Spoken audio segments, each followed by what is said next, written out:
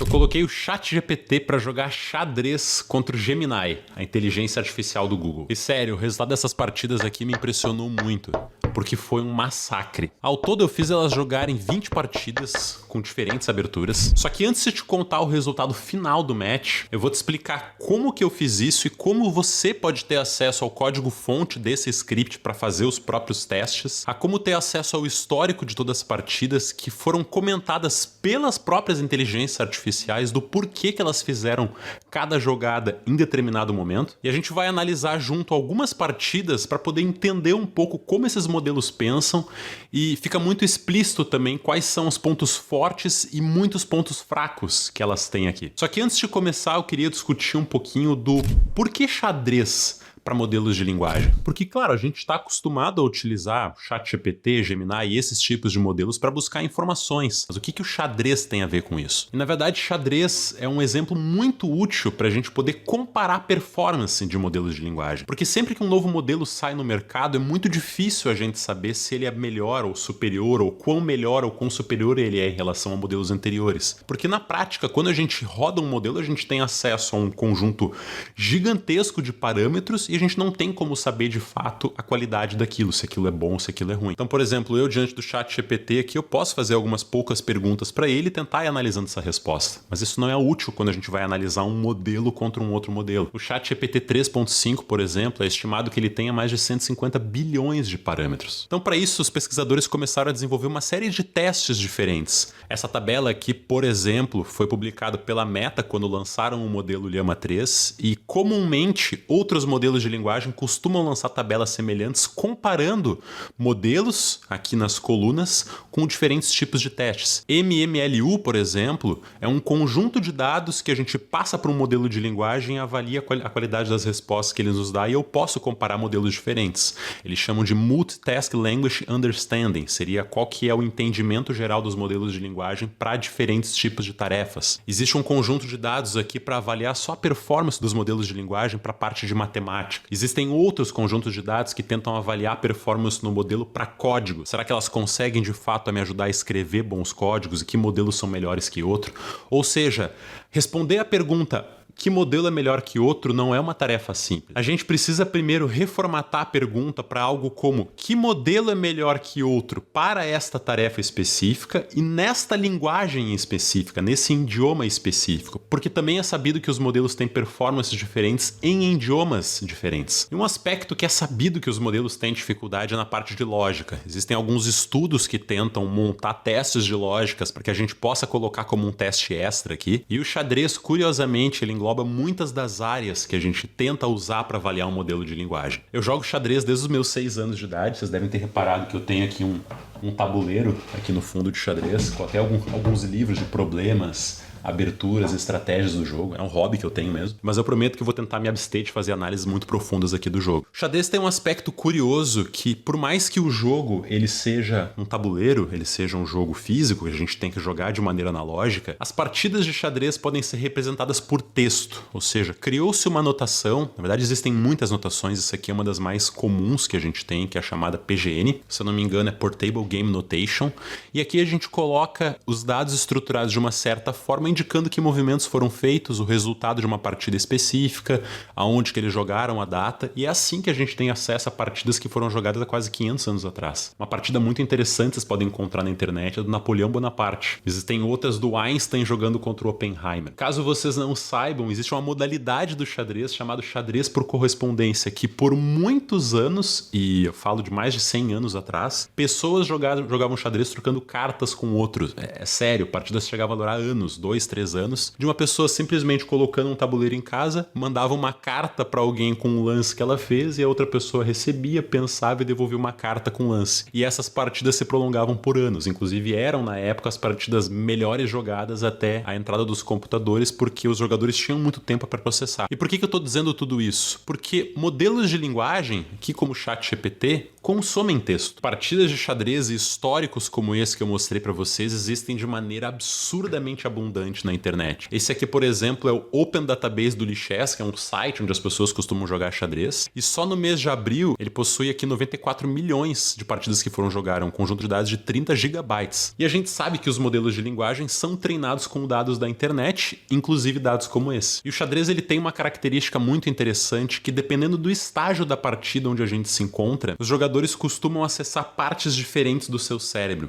Por exemplo, para o primeiro lance, a gente não tem muitas opções. A gente deve ter aí 20, 30 lances possíveis de serem feitos. Por exemplo, A3, A4, B3, G4. E a maioria dos lances, em geral, começam aqui com E4, D4. Para o segundo lance também, a gente vai ter aí 20 lances de resposta. Então, os melhores lances, até o lance 5, 6, 7, eles já estão meio bem documentados. As pessoas já decoraram isso, já fizeram muitas vezes isso. Essa aqui, por exemplo, quando o branco começa com E4 e as pretas respondem com C5, é chamada defesa siciliana. E eu tenho até um livro aqui que aborda só a defesa siciliana. Então, esses primeiros lances todos aqui, a gente costuma dizer que eles são teóricos. Já existe um certo conhecimento sobre quem estuda xadrez, sobre quais são os melhores lances a serem feitos aqui, sem que o jogador precise calcular. Ele pode decorar de certa forma. E à medida que o jogo avança, inevitavelmente, em algum momento a gente vai chegar numa posição que nunca foi jogada até então. E é a partir desse momento que a gente tem que calcular. E quando eu coloco o ChatGPT para disputar xadrez com Gemini, eu vou estar testando qual que é a capacidade desses modelos encontrarem partidas que já foram jogadas na base histórica, e uma vez que eles passaram essa memorização, eles vão começar a utilizar a parte lógica, e a gente vai poder visualizar tudo isso. Mas antes de analisar as partidas com vocês e contar o resultado desse duelo entre ChatGPT e Gemini, eu quero analisar um pouquinho só em alto nível o script para vocês entenderem como eu fiz isso. Para quem já assina Asimov, a gente colocou um tutorial passo a passo de como esse projeto todo aqui foi construído, o porquê de cada biblioteca em cada momento, para que vocês entendam não só como adaptar e otimizar esse projeto, mas pegar esses conceitos e aplicar para projetos completamente diferentes que são ligados às tuas necessidades. Então, galera do YouTube, não fiquem brabas comigo, porque é um tutorial relativamente extenso, mas eu coloquei não só as partidas, como todo esse código-fonte aqui para quem quer explorar meio que freestyle nesse repositório aqui do GitHub de maneira totalmente gratuita. É o LLM Chess Arena no repositório da Asimov Academy. Basta clicar aqui no link da descrição. Então vamos lá, em alto nível, como é que eu fiz algumas coisas? Quem já começou a estudar aplicações com inteligência artificial com a gente lá já sabe que modelos de linguagem eles diferem um pouco da programação tradicional via algoritmos pela questão da precisão. Tradicionalmente a gente costuma construir software dando uma sequência de passos que o computador tem que seguir para atingir certo resultado.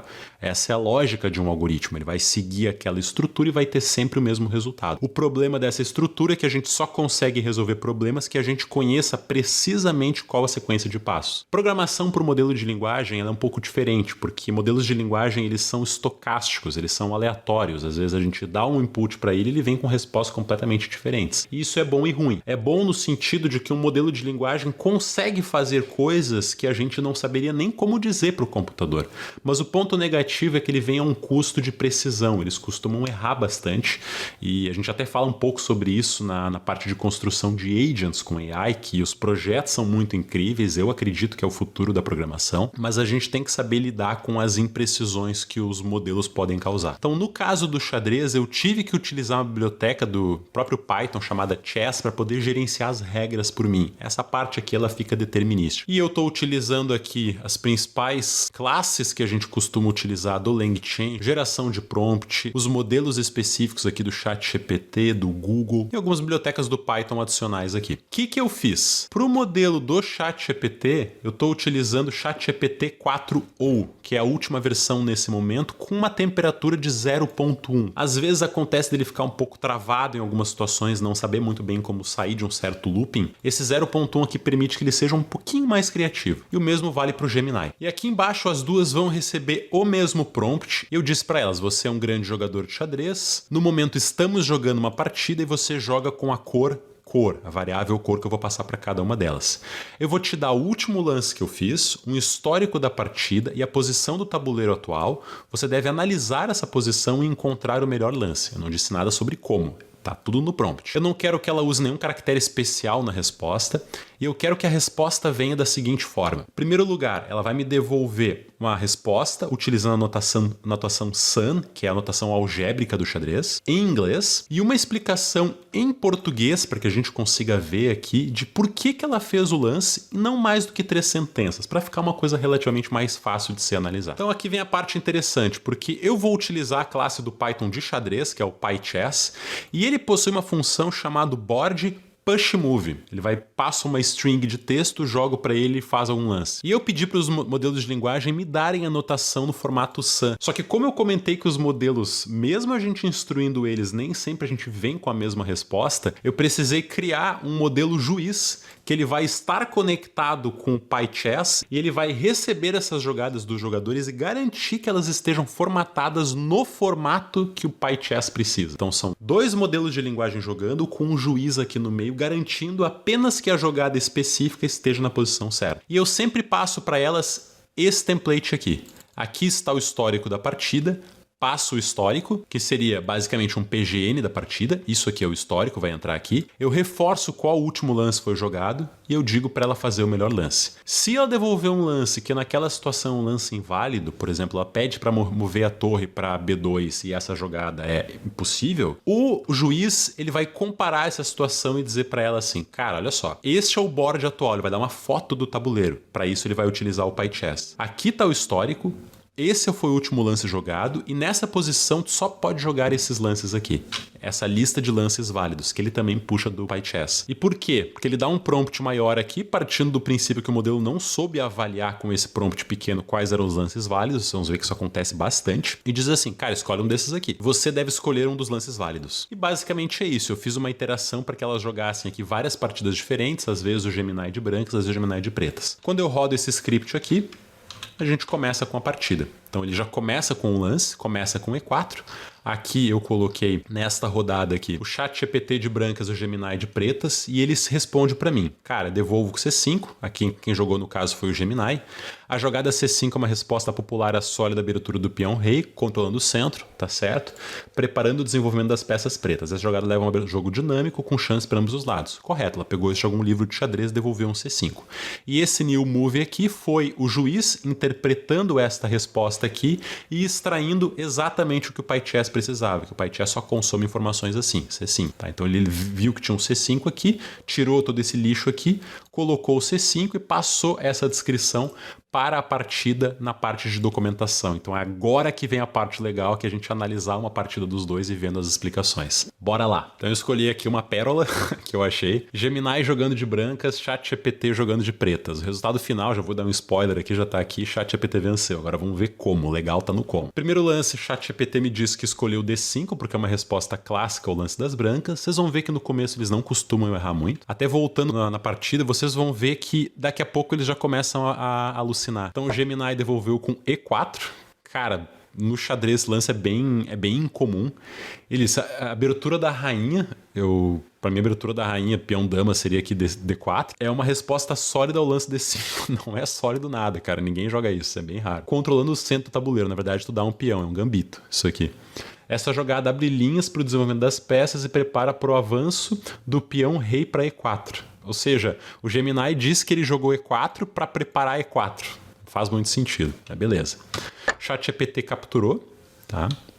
O Gemini agora desenvolveu o cavalo para F3. Ele deu o cavalo aqui. Cavalo F3 é uma resposta mais natural para D4. Cara, é a jogada menos natural possível.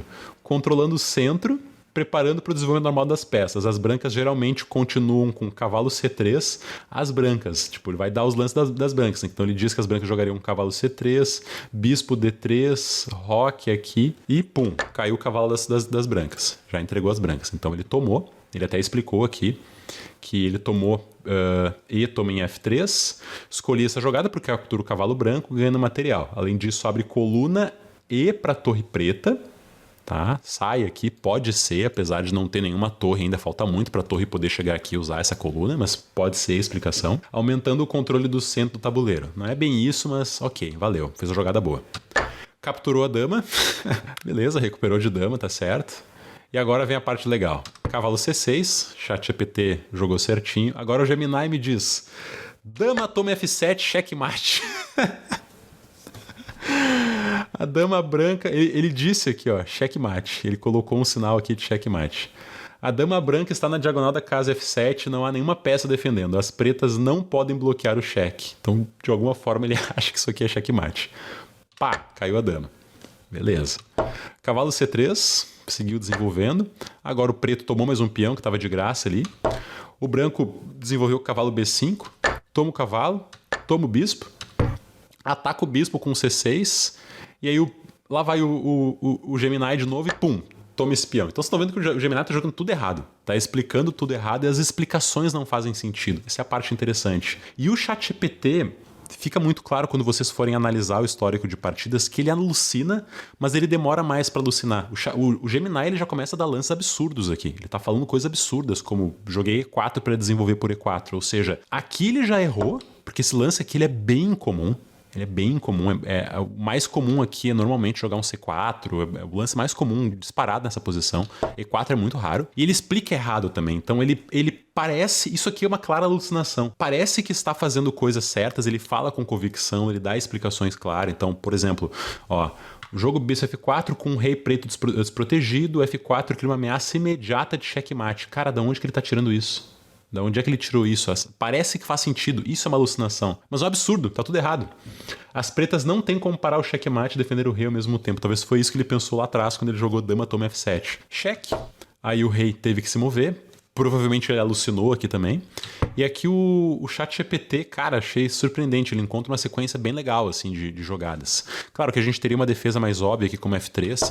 Mas o Gemini...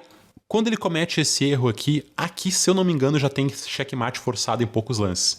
E o ChatGPT, ele encontra ele bem certinho. Eu acho que ele comete uma imprecisão em algum momento. Se eu não me engano, tinha um checkmate mais rápido, mas ele faz uma sequência bonita. Que ele devolve aqui, cheque, avança e aí checkmate. Então ele fez uma manobra aqui para tirar a dama daqui e depois poder posicionar ela aqui. E aí devolveu com checkmate. Escolhi esse lance porque forço o rei branco a se mover, mantendo a minha pressão. E até o ChatGPT não viu que era checkmate. Ele colocou como cheque, mas era checkmate. Então esse aqui foi 1-0 do ChatGPT. Curiosamente, existe uma partida que o Gemini ganhou. Eu vou analisar rapidamente aqui com vocês. Ele começa aqui com E5, o Gemini de brancas. E aqui ele faz jogadas mais normais. Essa abertura aqui ela é conhecida, ela é tradicional, ela é bastante jogada, diferente daquela outra que ele se perdeu muito rápido. E aqui ele até explica, e se vocês analisarem essa partida depois, vocês vão ver que as explicações são corretas. Então até aqui tudo bem, o jogo tá bem normal mesmo. Aqui foi um erro, Gemini já errou, ChatGPT também errou, devia ter tomado de bispo. E a partida segue e o ChatGPT vai cometer alguns erros, mas agora o Gemini de brancas está jogando melhor até. Aqui, desenvolveu pra cá, aqui fez bobagem. O ChatGPT devia ter capturado, ele fugiu. Fez bobagem de novo, na verdade. Então aqui o Gemini já tá perdido, então eu retiro tudo que eu disse. Mas a partida vai avançar e aqui ele encontra... O ChatGPT comete um erro de tomar esse peão aqui e toma checkmate no fundo. Então foi mais erro do ChatGPT do que mérito. E beleza, pessoal. Qual que é a conclusão final desse projeto? Que nesses modelos que eu utilizei, ChatGPT 4o contra Gemini Pro, com esses prompts específicos, e se vocês brincarem com esse dado, vocês vão perceber que mudando o prompt, o resultado muda completamente, mudando os modelos muda completamente, mudando qualquer coisinha aqui, o ChatGPT passa a jogar muito pior, ou o Gemini passa a jogar muito melhor. O resultado que eu encontrei, quando o ChatGPT jogou de pretas, ele venceu 9 partidas e perdeu uma. E quando o ChatGPT jogou de brancas, ele venceu 8, perdeu uma e empatou uma. Então o resultado final foi 17,5 para o ChatGPT a 2,5 para o Gemini nos meus testes. Espero que vocês tenham gostado da brincadeira, tanto quanto eu gostei de fazer ela. Possam baixar o estudo aqui, brincar um pouco. E se não entenderam nada do que eu falei, mas mesmo assim querem aprender a programar com modelos de linguagem e aplicar para as coisas do dia a dia de vocês, para desenvolver projetos para a sua empresa ou para a vida pessoal, fica de novo o meu convite para que vocês conheçam a nossa trilha Aplicações IA com Python da Asimov Academy, onde a gente vai do zero absoluto em programação. Para quem nunca programou mesmo, nem sabe o que é essa tela que eu estou rodando aqui, aqui, não entendeu nada do vídeo.